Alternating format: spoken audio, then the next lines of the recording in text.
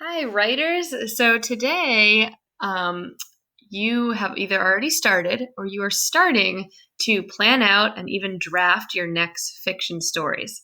So this afternoon or this morning, whenever you're working on this, I want you to pick out a mentor text. Something, it's a book that you admire that you could use to make your writing even stronger. So I'm going to review a little bit. Remember, we've done a couple lessons on how to use mentor texts. So this book might look familiar. When you find a mentor text, it is a book with writing that you really love, and you try to pick out exactly what the author did that made that writing so enjoyable, and then you try to copy it in your own writing. So Pecan Pie Baby is one mentor text that I used to write our class story. So I have this scene, and this scene is a really wonderful scene. And in this lesson, we determined that the techniques that Jacqueline Woodson uses in this scene that make it so enjoyable is she uses a lot of show, don't tell. She shows the reader the scene with action, drinking their tea in one huge gulp, eating their toast in two bites, right? We can really picture that with that show, don't tell detail. So this could be a mentor text because in your own writing, you could find places where you want to show the reader with really good actions versus telling them. Fireflies was another mentor text we used a lot. So in this scene,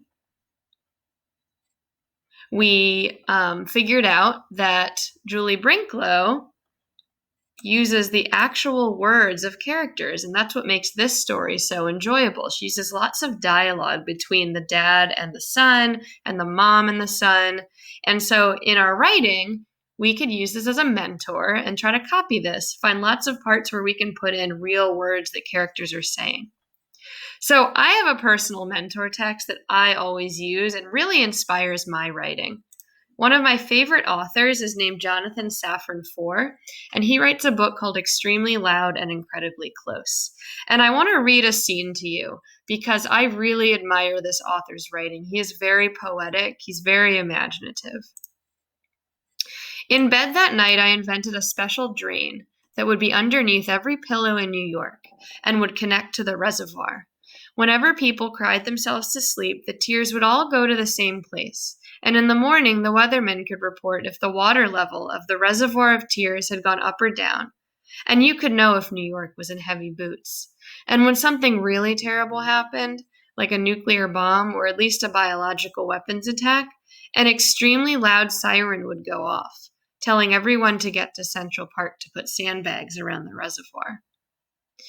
So this scene, it's a bit dark, but this scene really shows this author's writing. I love how detailed and imaginative he is in his stories. He breaks down every little thing so that readers can perfectly imagine it.